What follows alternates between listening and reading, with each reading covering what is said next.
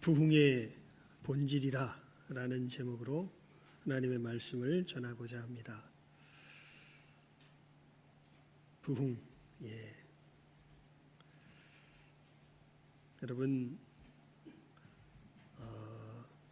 점점 특별히 한국 상황 속에서는 교회의 모습이 위축될 뿐 아니라 교회가 마땅히 세상에 전파하여야 할 그 초점에 있어서도 사실은 뭔가 그 중심이 흐려지는 것이 아닌가 싶은 우려가 생길 정도입니다.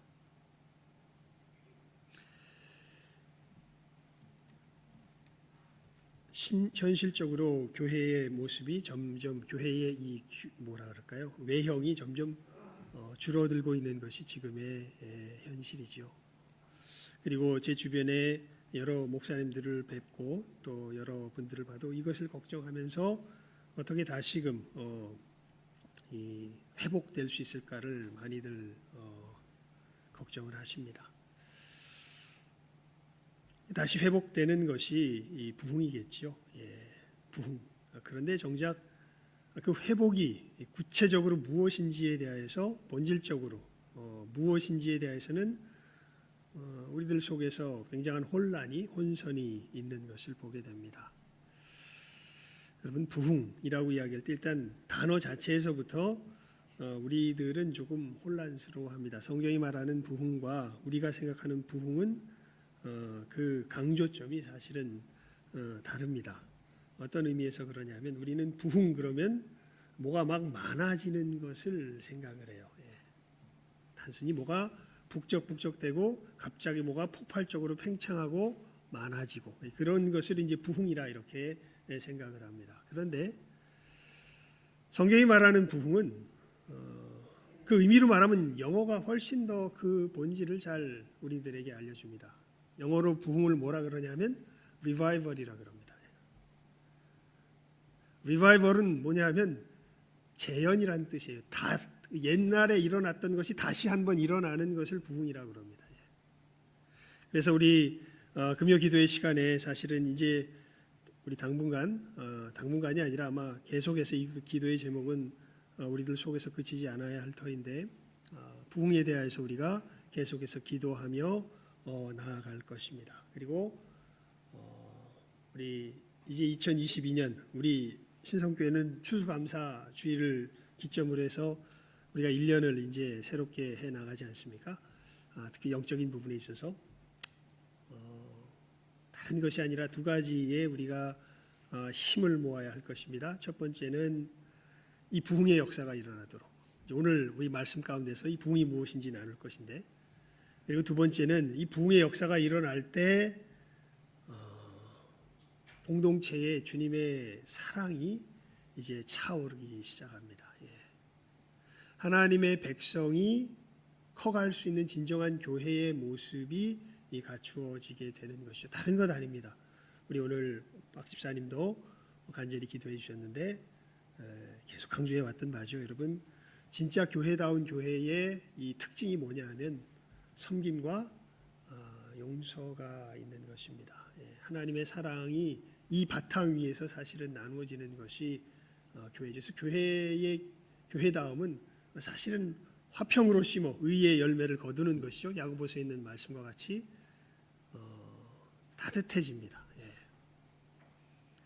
이 부흥의 역사가 일어나면, 진정한 부흥의 역사가 일어나면 우리 관계가 회복이 되고요, 따뜻해집니다. 그러니까 이 두 가지가 사실은 우리 2022년에 우리가 정말 하나님 앞에서 힘써서 회복해야 할, 또 간구해야 할 두 가지 큰 제목이 되는 것이고요.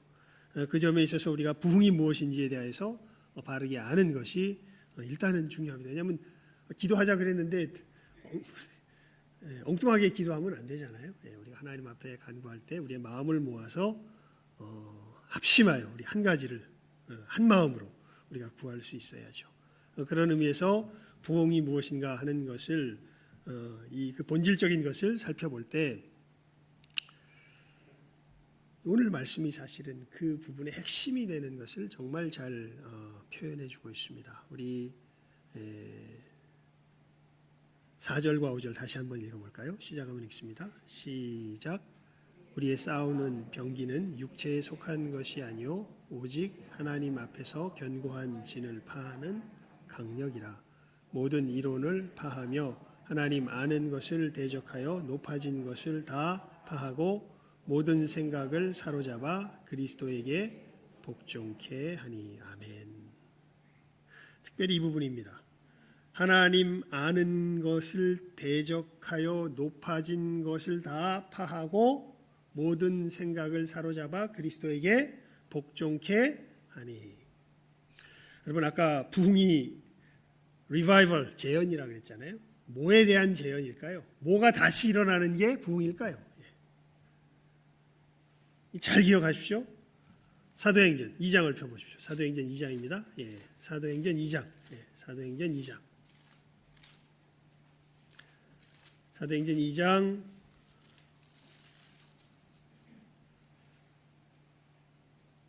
36절에서 41절까지의 말씀의 상황이 우리들 가운데 재현되면 그게 부흥입니다. 이 상황이 어떤 상황이냐면 오순절 성령께서 강림하신 후에 이제 제자들이 밖으로 뛰쳐나가죠. 뛰쳐나가서 이제 복음을 전하는 가운데 특별히 베드로가 수많은 사람들 앞에서 이 오순절날 이제 이 성전을 찾아온 사람들이죠. 수많은 사람들 앞에서 예수 그리스도의 십자가의 복음을 전합니다.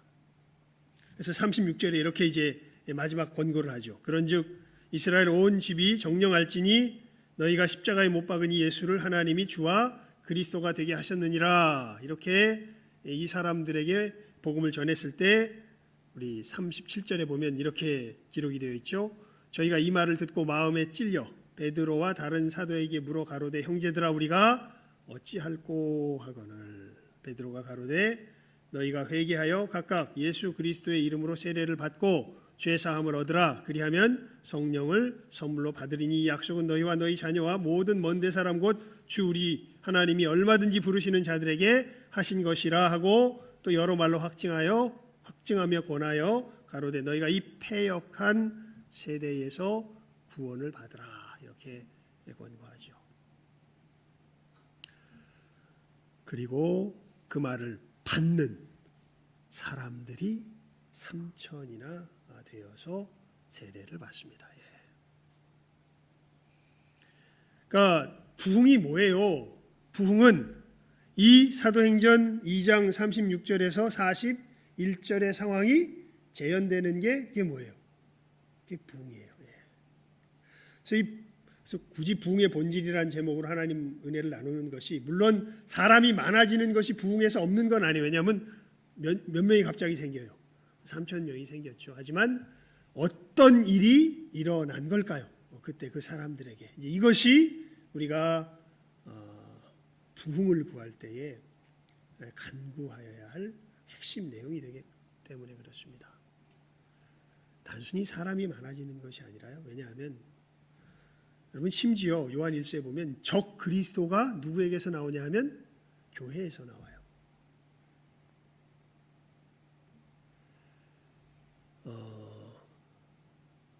예수님께서 그러세요. 청함을 받은 사람은 많으나 택함을 받은 사람은 적다. 구원받는 자가 많겠습니까? 그러니까 그렇게 말씀을 하세요.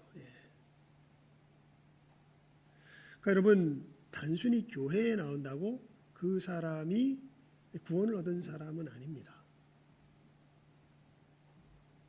정말 진정한 이 역사가 일어난 사람이라야말로 구원을 얻은 사람이지 그냥 단순히 교회에 나온다고 또 오래 다녔다고 또 교회 문화에 익숙하다고 그 사람이 구원을 받았다고 말할 수가 없습니다.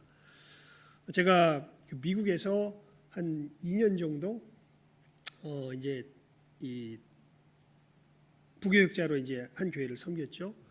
목사님이 저랑 같이 계속 사역을 하자고 이렇게 권유를 하셔가지고 유학 갔다가 이제 이 1년을 더 그 교회에 어떻게 종교 비자가 나왔어요. 개척 교회인데도 종교 비자가 나오면 제가 그 교회를 섬길 수 있겠습니다. 그랬더니 목사님 종교 비자를 신청을 하셨는데 그게 용케 나왔어요. 나오지 않는 건데 원래 개척 교회는. 그래서 1년을 더 섬기고 이제 돌아오게 됐는데 그때 이 목사님이 그냥 저를 권유해가지고 그 미주에 있는 노회에 가입을 시켰습니다. 그래서 그 노회에서 이제 그러니까 미국에서는 노회를 하면은 비행기를 타고 다녀야 돼요. 주로 다녀야 되기 때문에. 그래서 노회에 가서 이제 그 노회 목사님들과 교제를 하면서 한 목사님에게 들었던 이야기입니다. 자기 이 도시에서 벌어졌던 일인데요. 정말 누구나 부러워하는 장로님이셨다 그래요. 그 교회의 장로님은. 사실 이름만 대면 한국에서 다 알아줄 만한 굉장히 사회적으로 저명한 분이 그 교회 장로님이셨다 그래요. 교회의 모든 여러 가지 일들이 다 그 장로님의 손을 통하여서 참 덕스럽게 진행이 되는 그런 장로님이셨고, 그래서 그 도시에 있는 한인교회의 모든 교회가 그 장로님이 있는 교회를 굉장히 부러워했다 그래요. 직접 그 목사님이 이제 그 목사님과 같이 있었던 목사님이었던 것 같아요. 얘기를 해서 이제 그때 노예 와서 이야기를 해주시는데, 그런데 더럽 그만 이 장로님이 암이 걸리십니다. 그리고 시름시름 앓으시다가 어느 순간부터 교회를 안 나오세요. 그래서 담임 목사님이 걱정이 되셔서 우리야 한 번 죽는 것은 사람에게 정하신 것이요. 우리 예수 믿고 다 어디 갑니까? 천국 가지요. 그래서 우리는 장례식이 환송식 아닙니까? 천국 환송식이 우리 장례식인데. 그래서 하지만 이제 나오지 못하니까 장로님을 신방을 가셔서요. 이렇게 이야기를 하는데 뭐가 좀 이상해요. 그래서 목사님이 슬쩍 다시 아이고 장로님, 이제 또 우리가 이렇게 물론 병이 나으면 좋지만 만약에 또 하나님 부르시면 우리가 또 주님 앞으로 가야지요. 천국에 분명한 확신이 있으시지요. 그랬더니 말을 안 하세요. 다시 묻습니다. 그래서 예수님의 십자가가 우리의 죄를 위한 것임을 분명히 믿으시지요. 그때 그 장로님이 이렇게 대답을 하더라 그럽니다. 예수고 뭐고 다 귀찮소 가시오. 여러분, 모든 교회가 부러워했던 모습을 보였던 분이고요. 정말 덕스러운 일을 많이 하셨던 분이고, 그런데 암이 딱 걸리면서 그 속이 그대로 투명하게 나타나게 되는 거죠. 다른 이유 때문에 섬겼던 거지 예수님의 대속의 은혜 속에서 하나님의 자녀가 되었기 때문에 섬겼던 것은 아닌 것이 그걸 통해서 나타난 거죠. 예수고 뭐고 다 귀찮소. 여러분, 교회에 오래 나왔다고 또 교회에서 뭔가 덕스러운 일을 한다고 그것이 그 사람이 진정한 믿음의 사람이요, 이 사람이 정말 천국의 백성이 되었다는 것을 절대 뭐하지 못해요? 보증하지 못합니다. 그리고 교회는, 그래서 예수님께서 그러시잖아요. 니고데모가 이스라엘의, 여러분 거기 이 성경을 자세히 보면요, 그 선생이라고 돼 있어요. 니고데모는 그 선생이에요. 이스라엘의 선생이에요. 이스라엘의 하나님의 말씀을 가르치는 사람이에요. 공인된 선생. 이 사람이 예수님께 묻는 거죠. 성경을 누구보다도 잘 아는 사람이 그 궁금증을 가지고 오는 거죠. 사람이 어떻게 천국에 들어갈 수 있는가? 예수님 뭐라 그러십니까? 사람이 어떻게 되지 아니하면, 거듭나지, 다시 태어나지 아니하면 천국에 들어갈 수 없다. 뭘 공부를 많이 하고 수양을 많이 쌓고 덕을 많이 행하고 애를 쓰고 좋은 일을 하고 착한 일을 하고 그것이 그 그 사람이 천국에 들어가는 것을 보증한다 못한다? 못한다. 왜요? 왜냐하면 여러분 우리가 이것이 이제 이 부흥의 이 역사의 이제 제일 처음 모습이 됩니다. 부흥의 본질에 오늘 말씀에는 하나님 아는 것을 대적하는 모든 것을 파하고 이렇게 표현이 되어 있는데요. 이것이 우리 삶 속에서 구체적으로 뭘 뜻하냐면 여러분 부흥의 역사가 일어나면요. 사람이 이 깨달음이 와요. 이게 무슨 깨달음이냐면 자기가 하나님 앞에 저주받을 죄인이라는 깨달음이 옵니다. 예.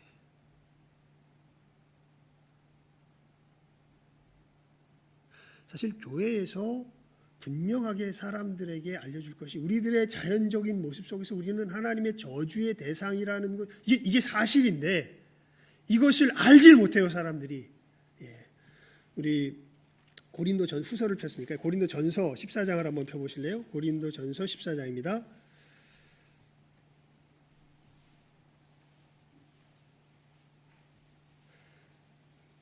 22절부터 25절까지 말씀입니다. 고린도전서 14장 22절부터 25절까지 말씀이요. 우리 함께 읽어봅니다. 제가 읽을게요. 함께 못 찾는 분도 잘 계시니까 제가 읽을 테니까 찾으신 분들은 눈으로 쫓아와 보십시오. 고린도전서 14장 22절에서 25절입니다. 그러므로 방언은 믿는 자들을 위하지 않고 믿지 아니하는 자들을 위하는 표적이나 예언은 믿지 아니하는 자들을 위하지 않고 믿는 자들을 위함이니 그러므로 온 교회가 함께 모여 다 방언으로 말하면 무식한 자들이나 믿지 아니하는 자들이 들어와서 너희를 미쳤다 하지 아니하겠느냐. 그러나 다 예언을 하면 믿지 아니하는 자들이나 무식한 자들이 들어와서 모든 사람에게 책망을 들으며 모든 사람에게 판단을 받고 25절에 이렇게 기록됩니다. 그 마음에 숨은 일이 드러나게 되므로 엎드려 하나님께 경배하며 하나님이 참으로 너희 가운데 계시다 전파하리라. 그러니까 여러분 이 부흥의 역사가 일어나는 그 첫 번째 단계가 무엇이냐면요. 첫 번째 모습이 무엇이냐면 사람들의 마음에 어떤 일이 드러나는 거예요. 숨은 일이 드러나는 거예요. 숨은 일이. 그 숨은 일이 뭘까요? 그 마음의 숨은 일이 뭘까요? 이것은 도덕과 관계되어 있습니다.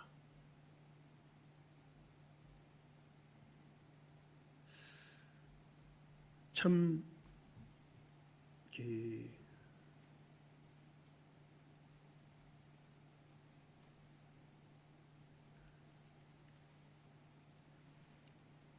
제가 아까 그냥 지금 사회 얘기를 하지 말고 왜냐하면 정치 문제가 워낙 심각하게 얽혀 있으니까 또 그거 듣고 또 이게 제가 의도하는 바와 다르게 이해할 수도 있으니까 제가 유학 얘기를 했으니까 유학 갈 때 있었던 이야기를 하나 하죠. 가기 전에 이제 외대에 가서 영어를 조금 먼저 좀 회화를 좀 공부하고서 이렇게 준비하고서 갔었습니다. 외대에서 그 외대 학생들이 이제 받는 회화반에 들어가서 이제 몇 달, 한두 달 준비를 했었는데요. 여자 아이들이 많이 있었어요. 그 아이들과 이제 이야기를 하면서 그 당시에 제가 굉장히 충격적이었던 것이 무엇이냐면 성적인 관계를 갖는 것에 대해서 굉장히 자유로운 이야기를 그 아이들이 하더라고요. 그래서 이렇게 도덕적으로 그렇게 크게 뭐 사랑하면 할 수 있죠.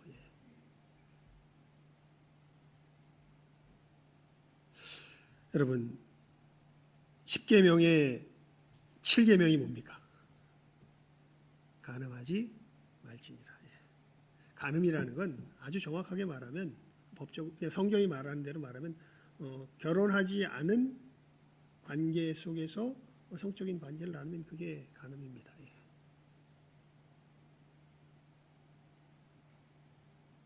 지금 우리 지금 뭐 이게 그 선거 각 캠프 중에 또 이런 것 문제와 연관돼서 참 복잡하고 시끄럽게 한 문제가 또 생겼다가 지금 잠시 사라진 것 같은데요. 왜 이야기를 하냐면 여러분 왜 간음하면 안 될까요? 다르게 생각해 볼까요? 왜 살인하면 안 될까요? 예. 왜 도적질하면 안 될까요?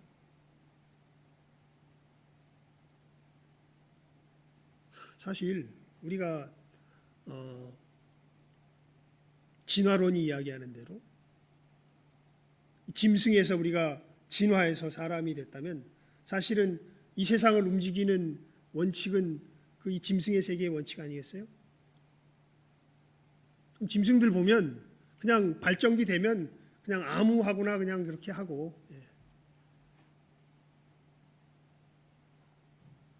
아이 덕이죠. 짐승의 세계에서는 강한 놈이 약한 놈 뭐 하는 거 뺏는 거. 이건 삶의 법칙이잖아요. 짐승의 세계에서는. 근데 왜 그것을 갖다가 그렇게 극구 말리고 안 된다 그래요? 예. 왜 그래요?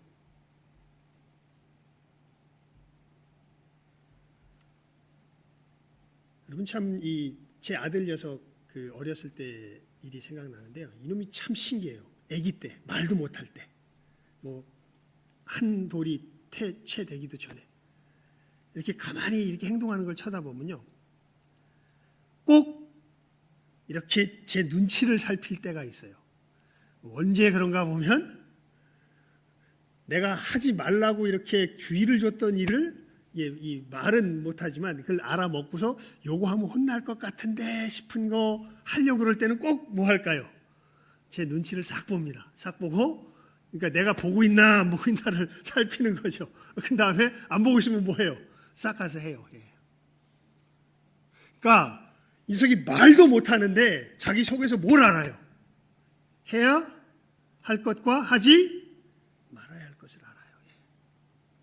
이건 누가 가르쳐줘서 알아요? 아니에요. 그냥 알아요. 예. 여러분 우리가 이런 걸 어떻게 할까요? 살인해서 안 된다는 건 누가 가르쳐줘서 아는 게 아니잖아요. 그냥 알잖아요. 우리가. 간음해서 안 된다는 거 누가 가르쳐줘서 아는 거 아니잖아요. 워낙 지금 세대 속에서는 서로가 뭐라 그럴까요? 세뇌를 시키면서 이래도 된다라고 이야기하지만 사실은 마음 깊은 데 가보면 그게 아니라는 걸 자기 속에서 알잖아요. 죄책감이 들잖아요. 왜 그럴까요? 여러분 이 계명은요. 그래서 우리 이것은 성경을 살펴보는 게 좋겠습니다. 로마서 2장을 펴보십시오. 로마서 2장입니다. 로마서 2장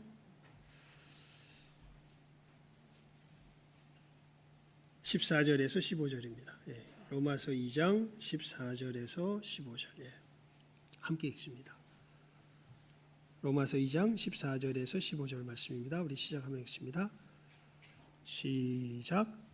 율법 없는 이방인이 본성으로 율법의 일을 행할 때는 이 사람은 율법이 없어도 자기가 자기에게 율법이 되나니 이런 이들은 그 양심이 증거가 되어 그 생각들이 서로 혹은 송사하며 혹은 변명하여 그 마음에 새긴 율법의 행위를 나타내느니라. 왜 그렇습니까? 성경이 분명히 우리들에게 무엇을 선포하고 있습니까? 하나님께서 그것을 아예 우리를 창조하실 때 어디에 새겨놓으셨다? 마음에 새겨놓으셨다. 예. 우리 사람의 심령에는 무엇이 이미 새겨져 있는 거예요. 하나님의 법이 새겨져 있는 거예요. 예. 부인할 수가 없습니다. 여러분 그래서 우리 성경에 보면 놀라운 고백이 하나 나오는데 누구의 고백이냐면 다윗의 고백이에요. 다윗이 우리아의 아내 밧세바를 강제로 취하고 임신시킨 것이 드러날까 봐 우리아를 불러다가 무마하려고 하는데 이놈이 자기 아내랑 잠자리를 같이 하냐고 그냥 자기 지금 동료들은 전쟁터에서 지금 고생하고 있는데 난 잘 수 없다 이래가지고 따로 떨어져서 자는 바람에 이 여인이 임신한 것을 숨길 수 있는 방법이 없어지니까 죽여버리죠.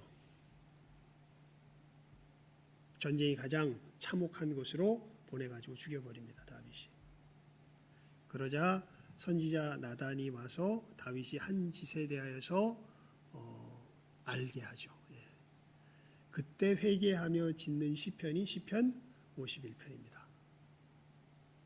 근데 거기 보면요. 다윗이 놀라운 고백을 해요. 이건 정말 놀라운 건데요. 어떤 고백을 하냐면 한번 볼까요? 시편 51편 한번 펴보십시오. 시편 51편입니다. 시편 51편. 예.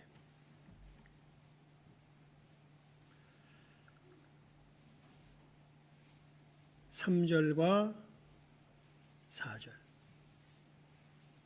그리고 5절. 예. 3절과 4절과 5절입니다. 그중에 4절에 참 놀라운 고백이 나오는데 우리 3절, 4절, 5절 함께 읽어봅니다. 함께 읽어봅시다. 시작. 대저 나는 내 죄과를 아오니 내 죄가 항상 내 앞에 있나이다. 내가 주께만 범죄하여 주의 목전에 악을 행하여 싸우니 주께서 말씀하실 때에 의로우시다 하고 판단하실 때에 순전하시다 하리이다. 내가 죄악 중에 출생하였으며 오친이 죄 중에 나를 잉태하였나이다. 아멘. 자, 여러분 보면요, 다윗이 무슨 고백을 하냐면 내가 주께만 범죄하여 이렇게 고백합니다. 여러분, 이 다윗의 죄악으로 인해서 가장 큰 피해를 본 사람은 누굽니까? 우리아죠. 자기 아내를 빼앗기고 죽임을 당하죠. 억울하게. 그런데 다윗이 지금 뭐라고 회개하며 지금 울부짖고 있습니까? 내가 누구께만, 주께만 이건 우리아에게 잘못 안 했다는 뜻이 아닙니다.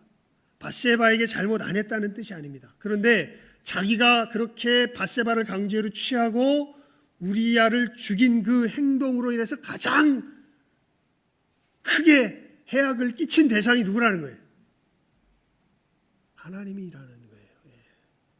왜요? 이 살인하지 말라, 간음하지 말라라는 말씀을 누가 새겨주신 겁니까? 우리 심령에. 하나님께서 새겨주셨는데 그렇게 우리아의 밧세바를 취하고 우리아를 죽이는 그 행동을 통하여서 하나님의 신성을 처절하게 짓밟은 자기 자신의 모습을 깨달아 알게 된 거죠. 왜 살인하면 안 되냐면요, 왜 간음하면 안 되냐면 그것은 하나님의 뭘 짓밟는 길이에요? 신성을, 하나님의 하나님 되심을 짓밟는 길입니다. 왜요? 하나님이 그거 하지 말라 그러셨거든요. 근데 왜 네가 뭔데 할 거야? 안 할 수 없어. 여러분, 이렇게 되는 순간 단순히 어떤 비도덕적인 행동 자체가 죄의 본질에 들어가 있는 것이 아니라 죄의 본질로 들어가면 그 속에는 그 행동을 통하여서 하나님의 무엇을 짓밟는 게 죄의 본질이 됩니까? 하나님의 하나님 되심을 짓밟는 것이 바로 죄의 본질이 됩니다. 붕의 역사가 일어나게 될 때는, 그래서 아까 우리 고린도 전서 14장 말씀을 살펴보았죠. 우리 속에 어떤 것이 드러나게 된다고요? 은밀한 것이 드러나게 된다고. 은밀한 것. 여러분, 마귀가 왜 마귀가 됩니까? 우리 그때 이사야 14장 말씀을 통해서 살폈죠. 내가 누구처럼 되리라? 하나님처럼 되리라. 그러면서 아담과 하와를 이 꼬신, 그 꼬심의 내용이, 유혹한 내용이 뭐예요? 선악을 알게 하는 나무의 열매를 어떻게 해라? 따 먹어라. 그래서 네가 누구처럼 되라? 하나님처럼 되라. 그래서 하나님처럼 되는 것이 뭐 능력이 하나님처럼 되나요? 여러분, 능력이 하나님처럼 됐어요? 아니죠. 예. 여러분이 뭐 마음먹은 대로 다 세상이 펼쳐져요? 아니잖아요. 그런데 정말 하나님처럼 된, 아니 하나님보다 더 센 부분이 생겼어요. 우리가 아담과 하와의 자손이 되어서. 그게 뭐냐면 선과 악의 문제에 있어서 누구도 우리 밑이에요. 현실 속에서. 하나님이 이렇게 무엇이 선인지 악인지 우리 양심의 법을 새겨주셔서 알게 하셨는데 하나님의 법을 지키지 않을 뿐 아니라 할 수도 없죠. 왜요? 내가 생각하는 게 더 선하거든요. 내가 생각하는 게 더 악하거든요. 내가 악이라고 생각하는 게 더 악하거든요. 누구도, 하나님도 내 선과 악의 앞에서는 자리를 잡을 수 없어요. 그게 우리들의 삶의 모습입니다. 그렇게 우리는 하나님의 하나님 되심을 이 선악의 삶의 문제에 있어서 어떻게 하면서 살아가는 존재가 된 거예요. 짓밟으며 살아가는 존재가 된 거예요. 그게 원죄예요. 그게 성경이 말하는 우리 죄의 본질입니다. 여러분 부흥의 역사가 일어날 때는요, 이 하나님과의 관계, 예수님께서 그러셨잖아요. 영생이 뭡니까? 유일하신 참 하나님과 그의 보내신 자 예수 그리스도를 아는 것. 아까 우리 이 오늘 본문 말씀에 보면 5절 말씀에서 하나님 아는 것을 뭐하여? 높아진 것을. 대적하여 높아진 것을 다 파악을 했죠. 하나님 아는 것을 대적한다. 여러분 사랑하면 아무하고나 잠자리 할 수 있습니까? 없습니까? 이게 뭘 대적하는 거예요. 우리 양심의 세계신 뭘 대적하는 거예요. 하나님을 대적. 내가 보기에 저놈이 죽일 놈이면 그 죽여도 됩니까? 안 됩니까? 전 정말 죽일 놈이에요. 여러분 요즘 굉장히 사납게 그런 청원들이 많이 올라오는 걸 보죠. 정말 악한 사람들은 맞아요. 그런데 그걸 누가 심판자가 돼서 죽이려고 그래요. 자기가 심판자가 돼서 죽이려고 그래요. 야고보 사도가 이것을 철저하게 분별해서 우리들에게 알려줍니다. 우리는 율법의 준행자지 율법의 뭐가 아니에요? 심판자가 아니에요. 심판자가 되는 순간 우리는 우리 자신을 누구처럼 높이게 됩니까? 하나님처럼 높이게 됩니다. 그러면 그게 예수님께서 말씀하신 비판을 받지 아니하려거든 뭐 하지 말라? 비판하지 말라. 너희 눈에 뭐가 있는데?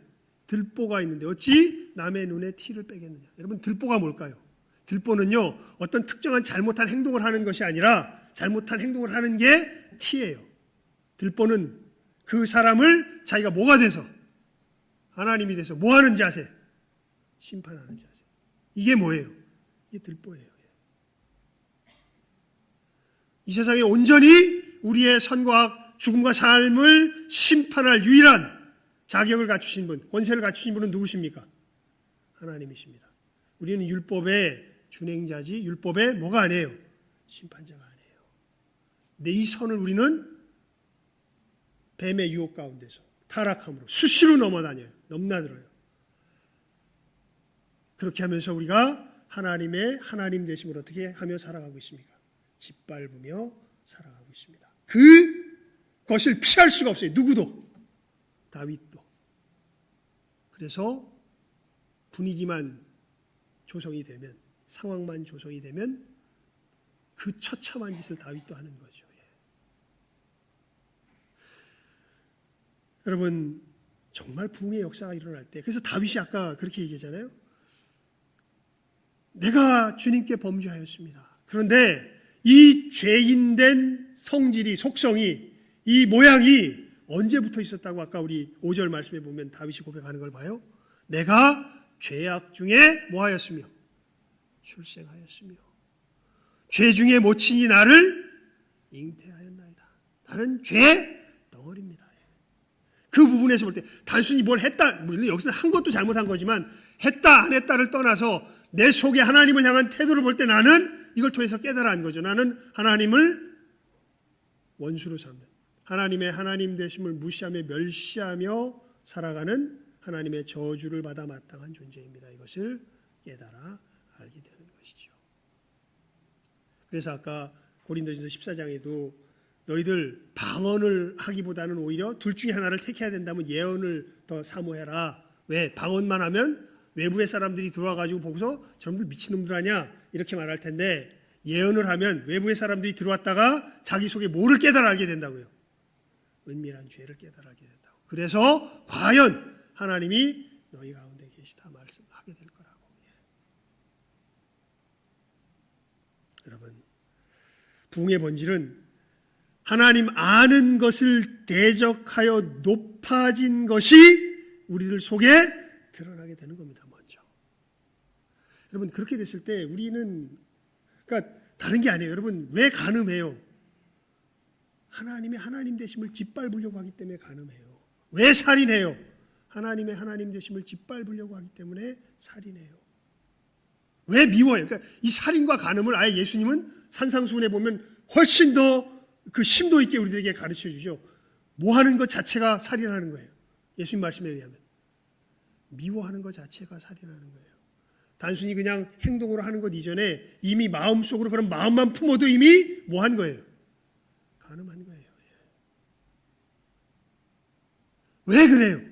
하나님의 하나님 되심을 인정할 수 없기 때문에.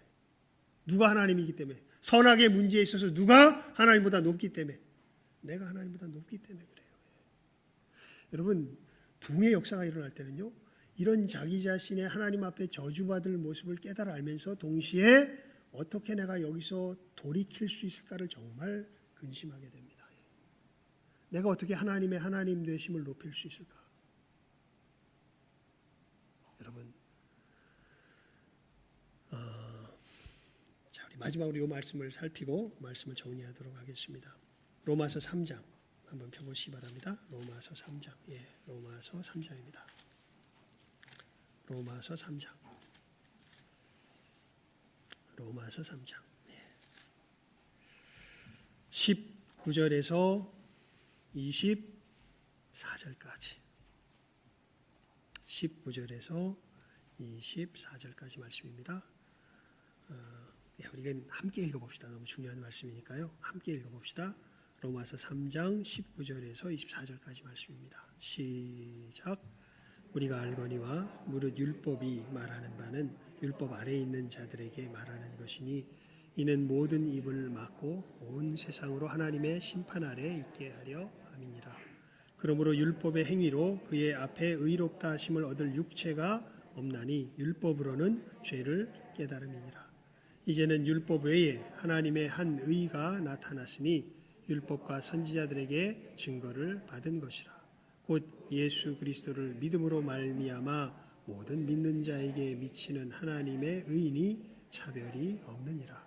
모든 사람이 죄를 범하였음에 하나님의 영광에 이르지 못하더니 그리스도 예수 안에 있는 구속으로 말미암아 하나님의 은혜로 값없이 의롭다 하심을 얻은 자 되었느니라. 아멘. 아멘. 아멘. 여러분, 이렇게 하나님과 원수된 이미 하나님 앞에 끔찍한 죄를 저질러 버린 우리가 어떻게 다시 하나님께로 돌아갈 수 있을까요? 그래서 예수님 그러셨죠. 사람이 어떻게 되지 아니하면, 거듭나지 아니하면, 다시 태어나지 아니하면. 니고데모가 물어요. 어떻게 그런 일이 있을 수 있겠습니까? 그때 예수님께서 이렇게 탄식을 하시면서 말씀을 하세요. 내가 땅의 일을 말하여도 너희가 믿지 않는데 이 하늘 일을 말하면 너희가 어떻게 믿을까? 그러면서 앞으로 할 얘기가 정말 중요한 것은 이게 하늘에서 벌어진 이 역사가 일어나야만 너희가 거듭나게 될 것을 이렇게 좀 알았으면 좋겠다라는 안타까움 속에서 먼저 주님께서 말씀을 하신 후에 이렇게 말씀하세요. 니고데모의 이 질문 앞에 우리가 어떻게 거듭날 수 있겠습니까? 예수님께서 이렇게 답하십니다. 모세가 광야에서 뱀을 든 것 같이 인자도 어떻게 되어야 하리라? 들려야 하리라. 무슨 얘기냐면 우리가 거듭나는 일은 예수님께서 뭐 하셔야 일어난다는 거예요. 모세가 광야에서 뱀을 든 것처럼 예수님이 어떻게 돼야 우리가 거듭나는 일이 일어난다는 거예요. 들려야 우리가 거듭나는 일이 일어난다는 거예요. 그 들리는 일이 뭐예요? 예수님의 십자가의 역사죠. 그러니까 우리가 우리의 죄에서 건진받는 일은 누구 손에 달린 일이 아니에요. 실제로 우리 손에 달린 일이 아니에요. 누가 역사하셔야 돼요? 예수께서 역사하셔야 돼요. 그래야 우리가 어디서 건짐을 받아요? 우리 이 죄에서 건짐을 받아요. 그래서 그건 보진 않겠습니다. 맨날 얘기를 했으니까 그냥 외우십시오. 로마서 6장에 보면 사도 바울이 그래서 예수님의 십자가의 역사를 이렇게 우리들에게 여기서 뭔 일이 벌어졌는지 이렇게 알려주죠. 그의 죽으심은 죄에 대하여 단번에 죽으시며 그의 살으심은 하나님께 대하여 살으심이니 그러므로 너희도 너희 자신을 죄에 대하여는 죽은 자요 그리스도 예수 안에서 하나님을 대하여는 산 자로 여길지어다. 무슨 얘기입니까? 예수님께서 이 땅에 오셔서 하신 일이 뭐냐 하면 우리를 자기 몸으로 만드셔서 죽으시고 부활하심으로 우리를 죄에 대하여 어떻게 하게 만드시고 죽게 만드시고 하나님께 대하여 어떻게 하게 만드신 거예요? 살게 만드신 역사를 어디서 이루신 거예요? 십자가 위에서 이루신 거예요. 그래서 믿는 사람은 뭘 받아요? 구원을 받아요. 여러분, 부흥의 본질이 뭔가요? 이 두 가지 역사가 일어나는 겁니다. 하나님 아는 것을 대적하여 높아진 생각을 다 어떻게 하고요? 파하고 모든 생각을 사로잡아 누구에게 복종하게 하느냐? 그리스도에게 복종하게 하느냐. 이게 일어나는 게 뭐가 일어나는 거예요? 우리 각 영혼 속에 이 역사가 일어나는 게 뭐가 일어나는 거예요? 부흥이 일어나는 거예요. 이게 대대적으로 일어나면 우리가 그것을 이제 이 성경에서 보게 되는 이 부흥의 어떤 이런 겉모습 속에서의 모습이지만 이 대대적으로 일어나면 눈에 확 띄잖아요. 그래서 우리는 그냥 대대적으로 일어난 것만 생각해서 그것이 부흥이다 생각하는데 진짜 부흥의 본질은 이 하나님 아는 것을 대적하여 높아진 것이 다 어떻게 되고 우리들 속에서 부서져 내리고 우리 모든 생각이 누구에게 사로잡혀 들어가게 되는 것. 예수 그리스도의 이 십자가의 은혜에 사로잡혀 들어가게 되는 것. 이게 부흥의 역사의 뭐예요? 본질이에요. 여러분, 우리가 부흥을 위해서 기도하려면요, 이 우리들이 이 각성이 일어나야 돼요. 우리들 속에. 어떤 각성이요? 우리들 속에 있는 은밀한 것이 깨달아지면 우리가 어떻게 하나님 앞에 저주받을 존재인지에 대하여서 깨달아 하는 이 각성이 일어나지 않고선 부흥이 일어날 수가 없어요. 시작될 수가 없어요. 그냥 이 교회 시설 잘 해놓고 사람들에게 친절한 미소 띄우고 사회 봉사 열심히 하고 이것의 최고봉이 아까 제가 미국 교회에서 만난 누구예요? 그 장로님이에요. 결국 어떻게 돌아가세요? 예수님 부인하고 돌아가세요. 지가 힘드니까 암에 걸리니까 예수고 뭐고 다 귀찮소. 가시오.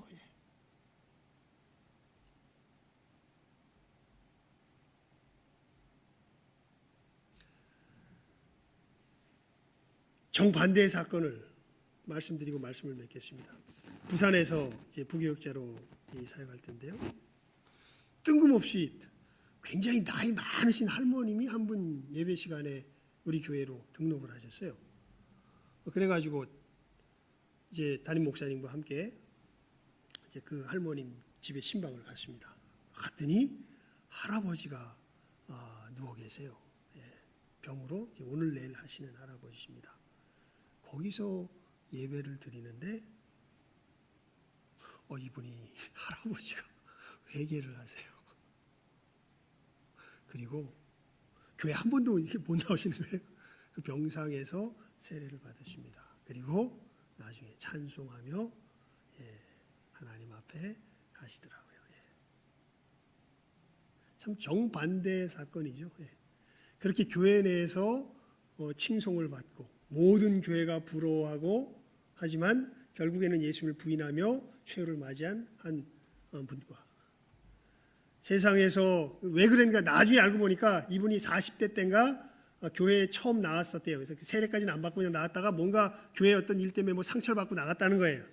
나갔다가 하나님의 택한 백성이니까 언제가 돼서 죽을 때가 돼서 사실은 그 할머니가 교회에 잠깐 나왔는데 이분을 통하여서 복음이 다시 증거되고 주님을 영접하고 세례를 받고 하나님 앞에 믿음으로 가는 모습을 보았던 것이지요. 이게 무슨 역사예요? 부흥의 역사죠. 우리들 속에서 이 중생의 역사가 일어나는 것. 여러분, 우리 오늘 뭐라고 인사 나눴습니까? 뭐라고 인사 나눴습니까? 부흥을 위해 기도합시다. 이건요, 하늘로부터 임해야 돼요. 이게 사람이 캠페인 한다고 벌어지는 게 아니에요. 사람이 무슨 프로그램 만들고 조직 짠다고 일어나는 일이 아니에요. 물론 이런 것들의 어떤 겉모습은 하다 보면 나타날 수도 있는데 진짜 중요한 건 성령께서 우리 가운데 임하시며 이 역사가 일어나야 돼요. 하나님 아는 것을 대적하여 높아진 것이 우리 속에서 어떻게 되며 부서지고 우리 예수 그리스도의 십자가의 역사가 그 10년 가운데 그 어떤 사실보다 진리로 그 마음속에 다가가게 되어 믿어지게 되는 이 역사. 이 역사가 일어나는 것이 바로 무엇이 일어나는 거예요? 부흥이 일어나는 거예요. 여러분, 이 역사가 일어나도록 우리는 앞으로 계속 우리 교회 내에서 이 역사가 일어나. 이 역사가 안 일어나면 새로운 생명이 탄생하지 않는 거예요. 어떻게 교회가 지속이 될 수 있겠습니까? 여러분, 지금 우리 교회는 어떻게 보면 우리 한국 사회랑 비슷해요. 가분수예요. 위에 연세 많으신 분들이 많고 나이 많은 적은 사람이 점점 줄어들어요. 예. 그럼 이 상태로 가면 어떻게 될까요, 우리? 뭐 어떻게 되긴 어떻게 돼? 끝나는 거죠. 예. 재생산이 안 이루어지니까요. 이 재생산이 이루어지려면 뭐가 일어나야 돼요? 부흥이 일어나야 돼요. 우리 교회에 오는 사람들의 이 부흥의 역사가 일어나야 돼요. 중생의 역사가, 거듭남의 역사가 일어나야 돼요. 자기가 하나님 앞에서 어떤 존재인지를 깨달아 알며 거기서 돌이키기 위해서 애통해하며 그때 예수 그리스도의 십자가의 대속의 메시지가, 은혜의 복음이 그 심령을 바꾸며 거듭나는 역사가 일어나야 교회가 교회로서 유지가 됩니다. 여러분, 이것을 위하여서 이제 우리는 그치지 않고 기도해야 될 것이고요. 이 생명을 가진 사람이라야 누구의 사랑을 나눌 수 있어요? 예수님 사랑을 나눠요. 예. 흉내는 내요. 그런데 결국에 가면요, 자기 희생을 못해요. 예수님 사랑을 갖지 못한 사람은요, 자기 자존심을 위해서는 일해도 저 사람을 정말 위해서 자기 생명을 내어줄 수가 없어요. 예. 정말 예수의 사람이 되면요, 그 일이 일어나요. 자기도 놀래요. 내가 죽는데 저 사람을 살리길 원해요. 이 역사는 누구 안에서 일어나요? 예수 안에서 일어나요. 예. 여러분, 이 진정한 생명이 탄생하며 이 진정한 생명이 나누어지는 거기가 어디예요? 거기가 교회예요. 예. 우리 신성교회가 참된 교회가 되도록 이제는 부흥이 무엇인지 바르게 깨달아 알고 주님께서 주신 생명이 무엇인지를 다시 한번 우리가 말씀 속에서 확인하며 이 정말 하늘의 생명이 우리들 가운데 다시금 왕성하기를 위하여서 부흥을 위하여 기도하며 주님의 참된 사랑이 나눠지기를 위하여 기도하며 나아가는 우리 모두가 될 수 있기를 주님의 이름으로 축원을 드립니다. 기도하겠습니다. 하나님 아버지, 감사합니다. 저희들 오늘 말씀을 통하여서 참 부흥의 본질이 무엇인지, 우리들 가운데 주님께서 이루어 가시는 그 구원의 역사, 새 생명의 참 모습이 무엇인지를 함께 말씀을 통하여 살펴 깨달아 알게 하여 주신 것 감사를 드리옵나이다. 점점 어두워져가는 세대 속에서 갈피를 못 잡아가는 교회의 모습 속에서 저희들 이 분명한 표대를 바르게 바라보게 하여 주시고 이 정말 토대가 되는 하나님의 새 생명의 역사를 우리의 가장 중요한 기도의 제목으로 붙들 줄 알게 하여 주시며, 하나님 이제는 우리 신성교회 이 부흥을 위하여 기도할 줄 알게 하여 주시고 이 생명의 나눔을 위하여서 분투하며 애쓰며 나아갈 줄 아는 복된 교회 되게 하여 주시옵소서.